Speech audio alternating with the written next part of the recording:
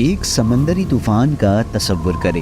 بڑے بڑے درخت گر رہے ہیں، خوفناک شور سے بارش برس رہی ہے، سیلابی پانی ہزاروں چیزیں بہا لے جا رہا ہے۔ آپ اپنے چہرے کے سامنے اپنا ہاتھ نہیں دیکھ سکتے اور ہر طرف پانی ہی پانی ہے۔ پانی میں ایک بہت بڑی کشتی موجود ہے۔ صاف ظاہر ہے کہ یہ کسی ماہر کارپینٹر کا کام ہے، لیکن کیا یہ کشتی اس طوفان میں مسافروں کو بچانے کے لیے کافی ہے؟ نہیں، انہیں صرف ایمان اور دلوں میں اللہ کی محبت ہی بچائے گی۔ ان کا کیپٹن کون ہے؟ پیغمبر نوح علیہ السلام، جن کی عمر 950 سال سے زیادہ تھی۔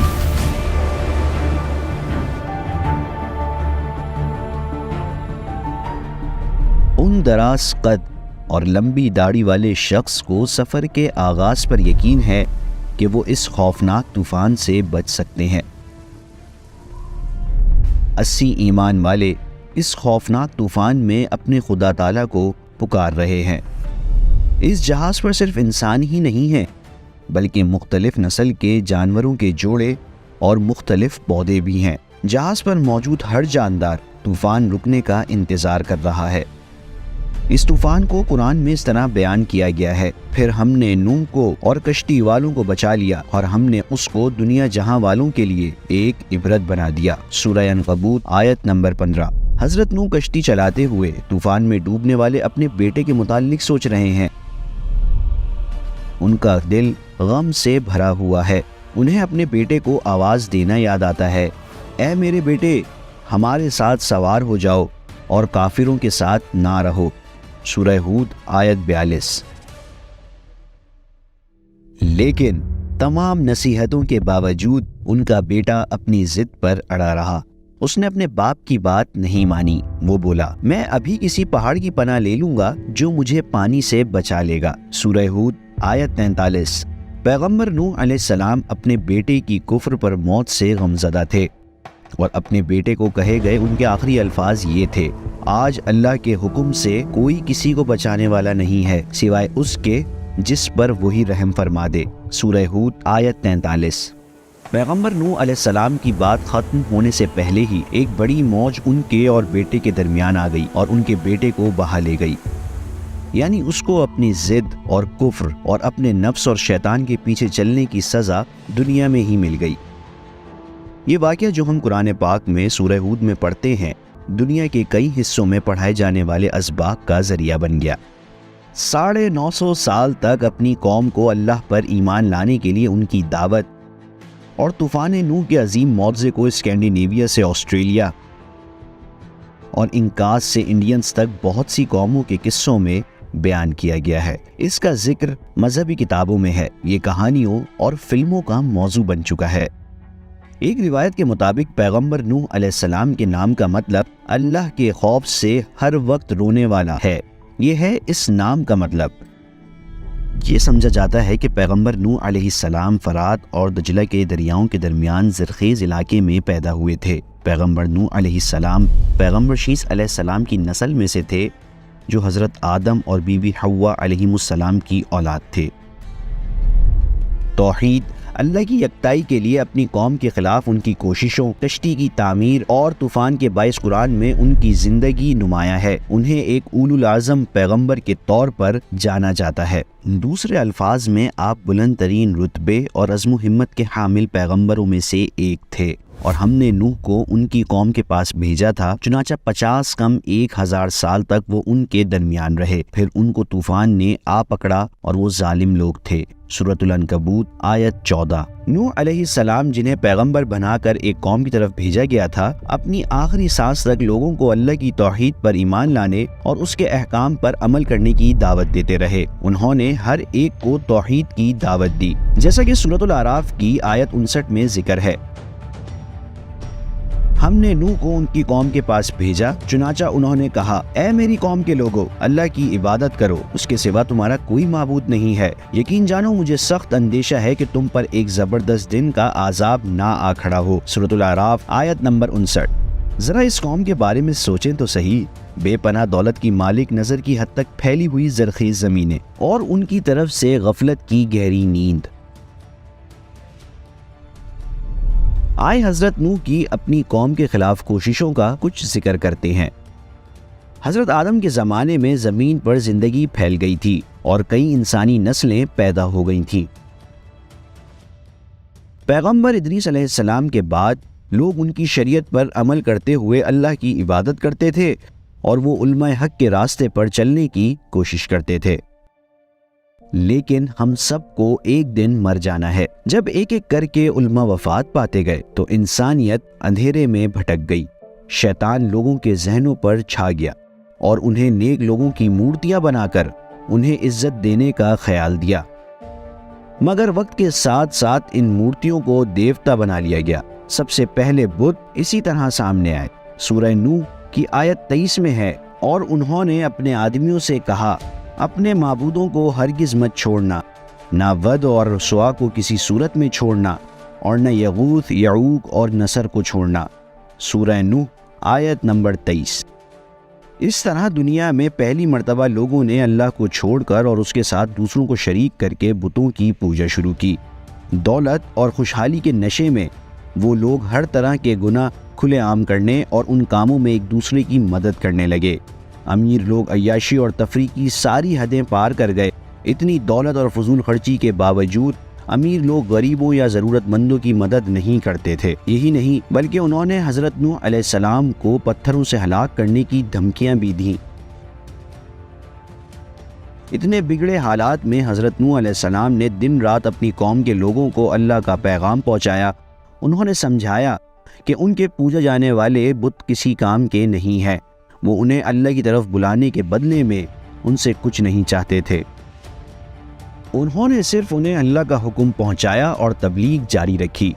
لمبی کوششوں کے بعد جب دیکھا کہ ان کی قوم بتوں کی پوجا نہیں چھوڑے گی تو انہوں نے اللہ سے دعا کی، میرے پروردگار، میں نے اپنی قوم کو رات دن حق کی دعوت دی ہے، لیکن میری دعوت کا اس کے سوا کوئی نتیجہ نہیں ہوا کہ وہ اور زیادہ بھاگنے لگے، اور میں نے جب بھی انہیں دعوت دی تاکہ آپ ان کی مغفرت فرمائیں تو انہوں نے اپنی انگلیاں اپنے کانوں میں دے لی، اپنے کپڑے اپنے اوپر لپیٹ لیے، اپنی بات پر اڑے رہے اور تکبر ہی تکبر کا مظاہرہ کرتے رہے۔ سورہ نوح آیت 5 تا 7۔ پیغمبر نوح علیہ السلام نے اللہ تعالیٰ کے حکم سے زمین پر ایک بہت بڑی کشتی بنانی شروع کی۔ لوگ اس کے بارے میں باتیں بنانے لگے۔ انہوں نے ایک ایسے ملک میں کشتی بنانے پر ان کا مذاق اڑایا جہاں کوئی سمندر نہیں تھا۔ وہ نوح علیہ السلام پر ہنستے رہے، یہاں تو کوئی سمندر ہی نہیں ہے، یہ کشتی کہاں چلے گی؟ وہ اس طرح کی باتیں کرتے رہے۔ نوح علیہ السلام کشتی بناتے رہے۔ ان کے قبیلے کے رئیس لوگ جب بھی ان کے پاس سے گزرتے تو ان کا مذاق اڑاتے۔ نوح نے کہا، اگر تم ہم پر ہنستے ہو تو جیسے تم ہنس رہے ہو اسی طرح ہم بھی تم پر ہنسیں گے۔ سورہ ہود آیت 38۔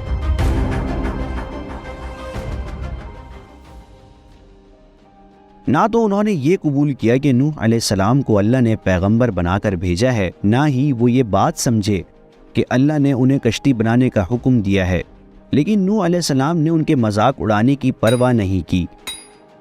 وہ بہت صبر کے ساتھ کشتی بناتے رہے۔ انہوں نے اپنی کارپینٹری کی مہارتوں کا خوب استعمال کیا اور آخر کار ایک عظیم کشتی بن کر تیار ہو گئی۔ اللہ نے حضرت نوح کو حکم دیا کہ تمام ایمان والوں کو اس کشتی میں سوار کر لیں۔ اللہ نے انہیں وہاں موجود ہر جانور کا ایک جوڑا بھی ساتھ لینے کو کہا اور ان سے کہا کہ وہ اپنی قوم کا غم نہ کریں، لیکن نوح علیہ السلام کا دل ان کے غم میں رو رہا تھا۔ بہرحال انہوں نے وہ کشتی تیار کر لی جس کا حکم اللہ نے انہیں دیا تھا، اور پھر بارش شروع ہو گئی۔ پانی کی سطح بڑھنے لگی۔ پیغمبر نوح علیہ السلام جانتے تھے کہ کشتی میں سوار نہ ہونے والوں کے ساتھ کیا ہوگا، لہٰذا انہوں نے آخری مرتبہ انہیں خبردار کیا، اور نوح نے ان سب سے کہا، اس کشتی میں سوار ہو جاؤ، اس کا چلنا بھی اللہ ہی کے نام سے ہے اور لنگر ڈالنا بھی۔ یقین رکھو کہ میرا پروردگار بہت بخشنے والا بڑا مہربان ہے۔ سورہ ہود 41۔ ایمان نہ لانے والوں نے ان کی اس بات پر بھی کوئی توجہ نہ دی اور وہ سب پانی میں ڈوب گئے۔ پیغمبر نوح علیہ السلام کی کشتی اونچی اونچی موجوں کے درمیان چل رہی تھی۔ طوفان کے دن لگتا تھا جیسے آسمان ٹوٹ پڑا ہو اور زمین پھٹ گئی ہو۔ زمین کے ہر حصے سے پانی ابل رہا تھا۔ موجیں اتنی بڑی تھیں کہ پہاڑوں سے بھی اونچی ہو گئی تھیں۔ نچلے علاقوں میں پانی کئی میٹر اوپر آ گیا تھا۔ سارے بت، مندر، اناج کے گودام اور کافروں کے گھر اور شراب خانے ان سمیت غرق ہو گئے۔ دجلہ اور فرات کے نچلے علاقے پانی میں ڈوب گئے تھے۔ سیلابی پانی میں نوح علیہ السلام کی کشتی ہچکولے کھا رہی تھی۔ مومنوں نے کشتی کی چھوٹی کھڑکیوں سے سیلابی پانی میں اپنے شاندار شہروں کو تباہ ہوتے اور مغرور اور ظالم لوگوں کو ڈوبتے دیکھا۔ پیغمبر نوح علیہ السلام کی کشتی پر موجود لوگوں کو طوفان نے کوئی نقصان نہ پہنچایا۔ کیا یہ بھیانک طوفان پوری زمین پر پھیل گیا تھا یا صرف کسی خاص علاقے میں تھا؟ اس بارے میں مختلف روایات ہیں۔ کچھ علماء کا خیال ہے کہ پانی ساری زمین پر پھیل گیا تھا، جبکہ بعض علماء کہتے ہیں کہ طوفان سے صرف وہ علاقہ متاثر ہوا تھا جہاں حضرت نوح علیہ السلام کی قوم آباد تھی۔ لیکن جب بات اللہ کی طاقت کی ہو، جو پوری کائنات اور تمام جانداروں کا رب ہے، اور ہم معجزے کی بات کرتے ہیں، تو یہ بات اہم نہیں ہے کہ پانی ساری دنیا میں پھیلا تھا یا کسی چھوٹے سے علاقے میں۔ دونوں باتیں ممکن ہیں۔ اہم بات اس واقعے سے حاصل ہونے والے سبق ہیں۔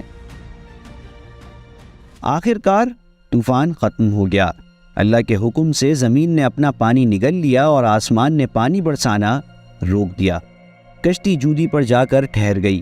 ایمان والے حفاظت سے زرخیز زمین پر اتر گئے، کیونکہ وہ نوح علیہ السلام کے نبی ہونے اور اللہ کے ایک ہونے پر یقین رکھتے تھے۔